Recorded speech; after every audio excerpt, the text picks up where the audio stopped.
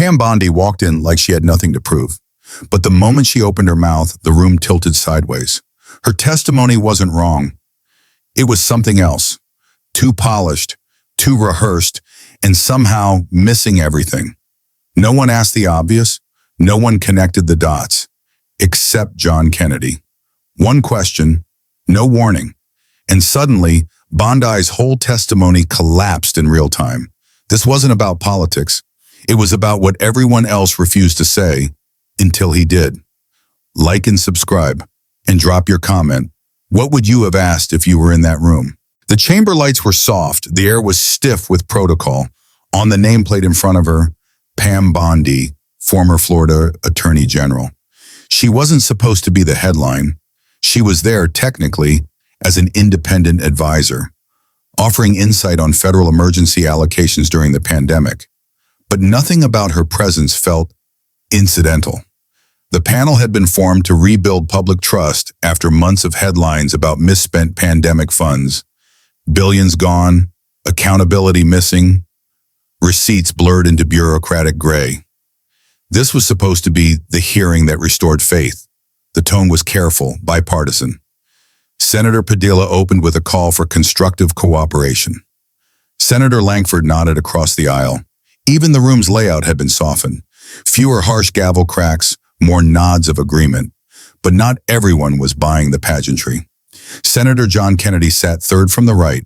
No notes, no phone, just watching. Pam Bondi, dressed in slate gray, began her statement like she'd done this before. Because she had. Her voice, calm, her language, deliberate. She spoke of logistics complexities, private-public pivots, and adaptive deployment under duress. It was polished, almost too polished. For the first 7 minutes, no one interrupted. She thanked federal partners, highlighted success stories, and redirected blame to a confusing federal pipeline.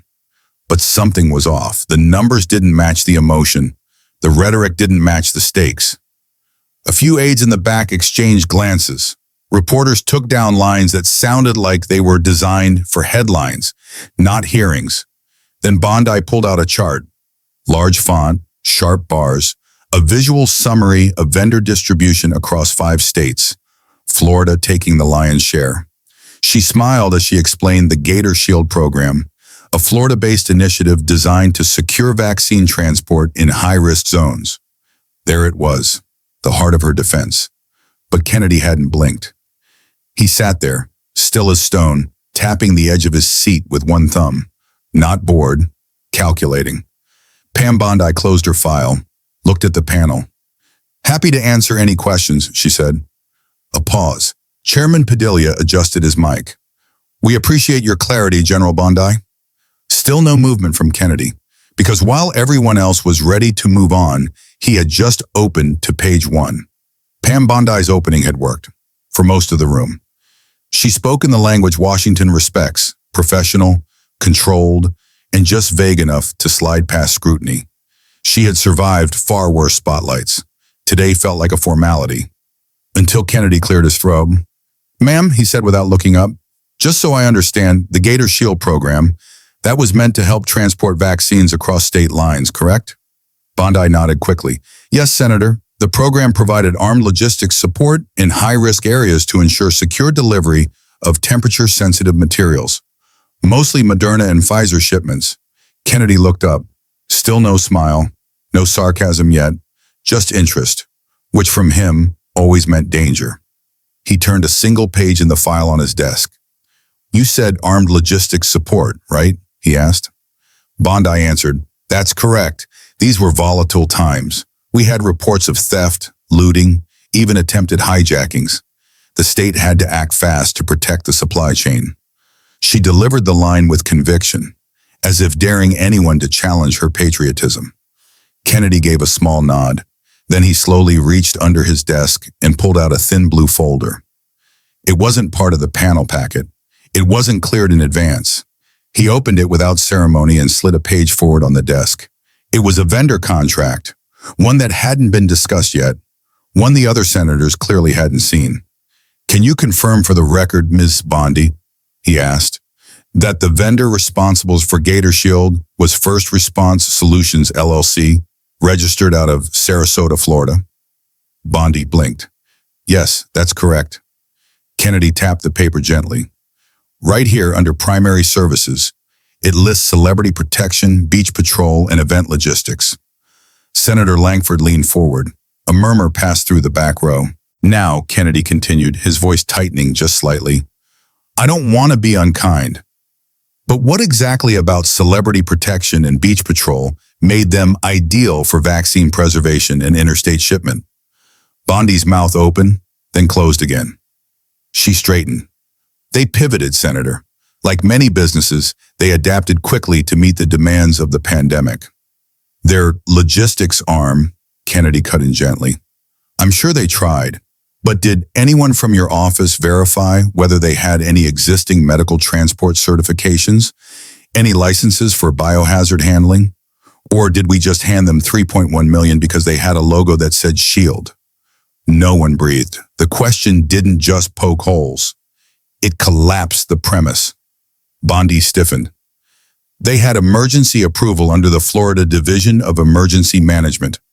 And did that emergency approval, Kennedy asked, now flipping to another sheet, come before or after their owner made a $25,000 donation to the state recovery PAC you advised? Boom! The word wasn't said, but it rang across the room. Even Padilla looked down. Senator Hirono's pen froze mid-sentence. The press pool sat upright like birds before a storm. Bondi didn't answer immediately, because this wasn't just a question. It was the kind of question that opens files, launches audits, and kills talking points. The air turned still. Bondi finally said, that donation was disclosed and it had no bearing. But it was too late. Kennedy had already looked away. He knew the moment had landed, the fuse had been lit, and everything after this would be reaction. Back in the chamber, Bondi tried to recover. She spoke faster now, adding phrases like standard response protocols and third-party verification, hoping to restore the shield of authority. But Kennedy wasn't listening. He wasn't performing either. He simply leaned back, eyes down, letting silence do more damage than any follow-up question could. And then came the break. Not in the hearing room, but on national television. Across the country, Fox Business had cut to a mid-morning segment. Host Larry Kudlow had been watching the hearing live, preparing for his next guest. But the clip of Kennedy holding up the donation slip and calmly asking about beach patrols and vaccines made him pause, then chuckle, then burst out laughing. He's not wrong, Kudlow said on air. I mean, look at the paperwork. Gator Shield was escorting spring breakers 3 months before they got vaccine duty. The producer tried to cut, but Kudlow waved it off. He was already riffing. Look, I love Florida, but that contract reads like something out of Baywatch Emergency Edition. The clip exploded online within minutes. It hit 1.2 million views on X before the hearing even adjourned. Dozens of parody accounts began reposting Bondi's chart, edited with flip-flops and pool noodles. Inside the chamber, the shift was subtle, but real. Aides were suddenly passing phones, cameras adjusted angles. Senator Gillibrand asked to circle back with a second round of questions, something she rarely does. Bondi, meanwhile, was now on defense. She doubled down, insisting that the Gator Shield contract prevented potential chaos in several supply lanes, even citing intelligence reports that had allegedly warned of vaccine hijacking threats. Kennedy leaned in again. May I see one of those reports, ma'am? The ones that said Florida vaccine trucks were being hunted by looters on I-75? Bondi hesitated. They're classified, Senator. Kennedy didn't smile. He just looked at the chairman, then down at his own pen, then quietly, well, if the reports are classified and the vendors are unqualified, what exactly are we supposed to trust here? There it was. Not a shout, not a punchline, just a sentence too honest for spin. And it broke the room. Senator Murphy, who had been quietly supportive all morning, suddenly asked for a copy of the contract. Senator Blackburn requested Bondi's communications log with the vendor. The chairman ordered a 5-minute recess. Bondi exhaled, visibly. The hearing was now a live event. But it wasn't going by script anymore. Kennedy hadn't just asked a question. He'd rewritten the format.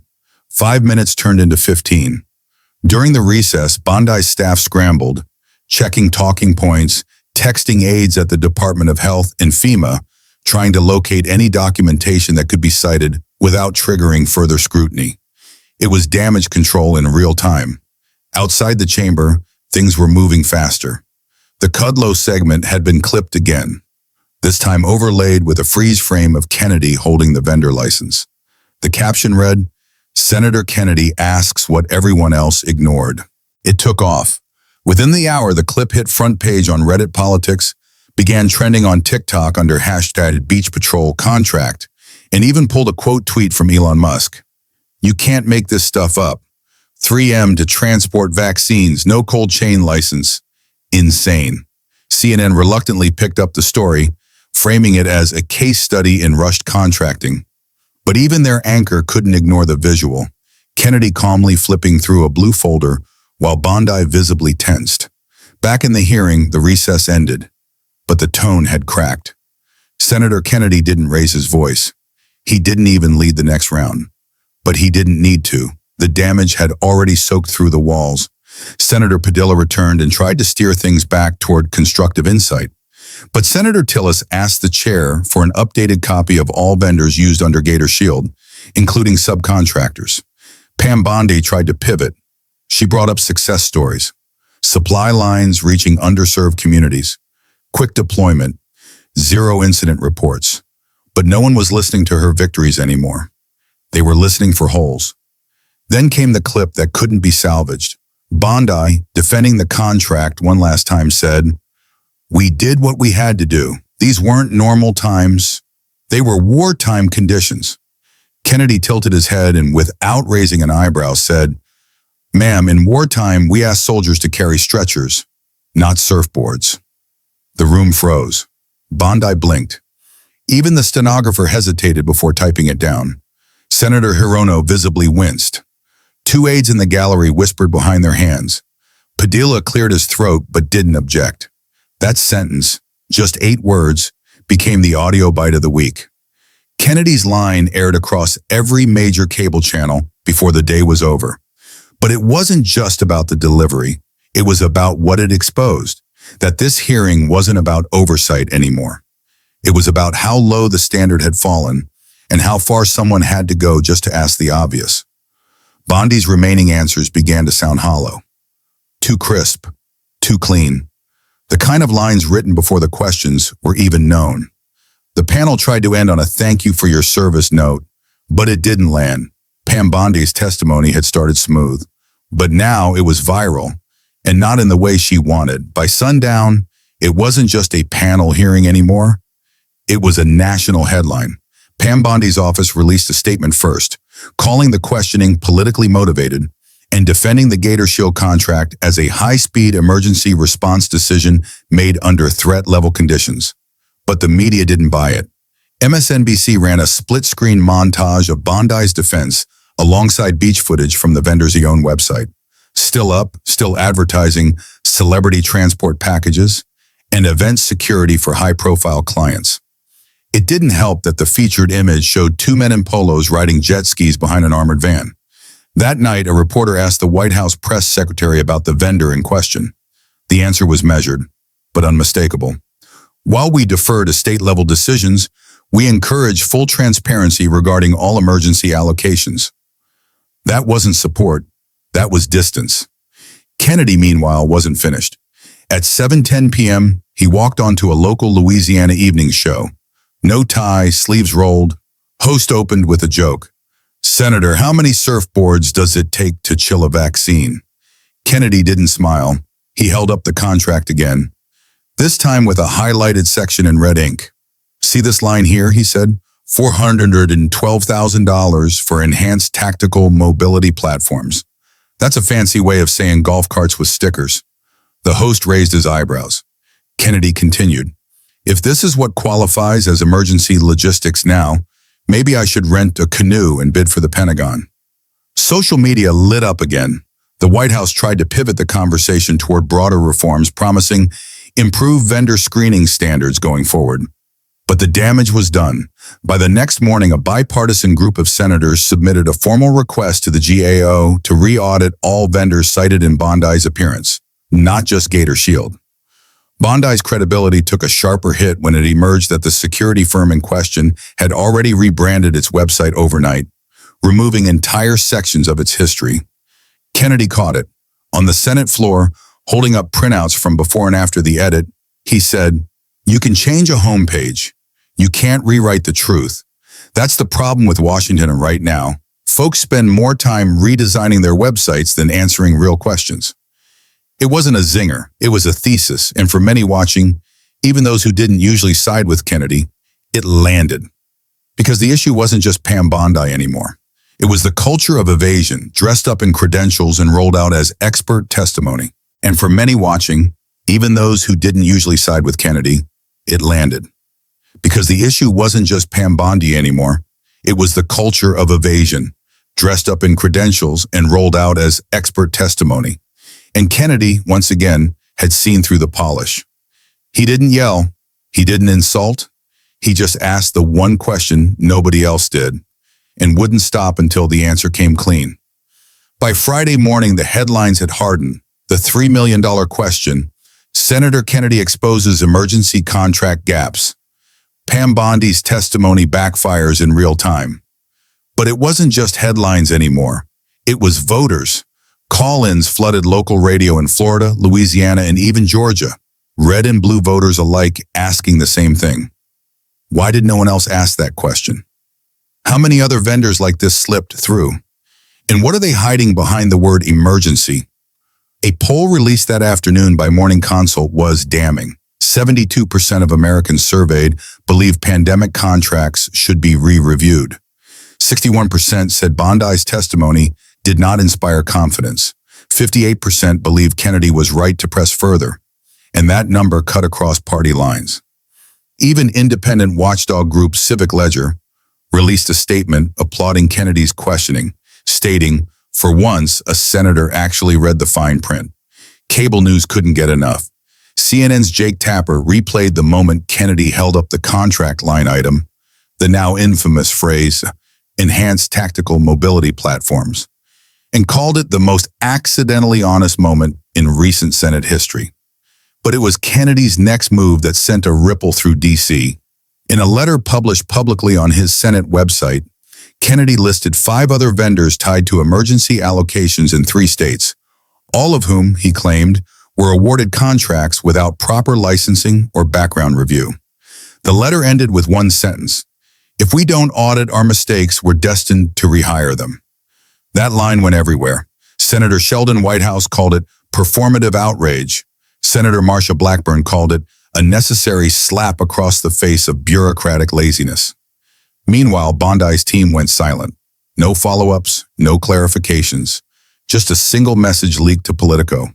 "We did what we could with the time we had." But the time was exactly what Kennedy was questioning. In a late-night interview with PBS NewsHour, the host asked Kennedy directly, "Senator, what do you say to critics who claim your line of questioning was unfair, even opportunistic?" Kennedy looked into the camera and said, "If fairness means pretending bad decisions were fine because they wore a flag pin, then I'll stay unfair. And if opportunistic means not letting people forget where their money went, then I'll take that label too." Clean, unapologetic, no frills, just facts and fire. By then, the clip had over 12 million views across platforms. And once again, it wasn't just about Kennedy. It was about the question nobody else asked. And what it said about everyone who didn't. The panel rapped like they always do. A gavel, a thank you, a printed statement promising continued review. Senators filed out, their expressions stiff. Cameras zoomed in for exit shots. Pam Bondi closed her binder slowly, the confidence she'd walked in with nowhere to be seen. But the room hadn't moved on. Kennedy was still there. He remained seated, flipping through a final document, as the last aides gathered their things. A CBS reporter approached, hoping for a quick soundbite. "Senator, what would you say was the takeaway today?" Kennedy looked up, not at the camera, at the empty chair where Bondi had sat. Then he said 7 words that would outlast every headline, every clip, and every rebuttal. They counted on no one reading it. That was it. No drama, no insult. Just the truth, stripped clean. The phrase hit the news cycle within minutes. X lit up. TikTok stitched it. Reddit ran a thread with the title, "Kennedy just said what everyone else feared." Because that line didn't just apply to Bondi, it applied to the entire structure. The agencies, the contracts, the backroom approvals. A machine that moved fast, spent big, and hoped nobody asked to see the receipts. But Kennedy had, and now everyone else was too. That week, 4 new hearings were scheduled. 2 vendor contracts were quietly suspended. One state senator in Florida called for a statewide audit of all COVID-era payouts. And at the center of it all, a soft-spoken man from Louisiana with a red pen, a blue folder, and a question that nobody else thought to ask. Like and subscribe if you believe in questions that actually matter. And tell us in the comments, what's the one hearing you want to see Kennedy walk into next?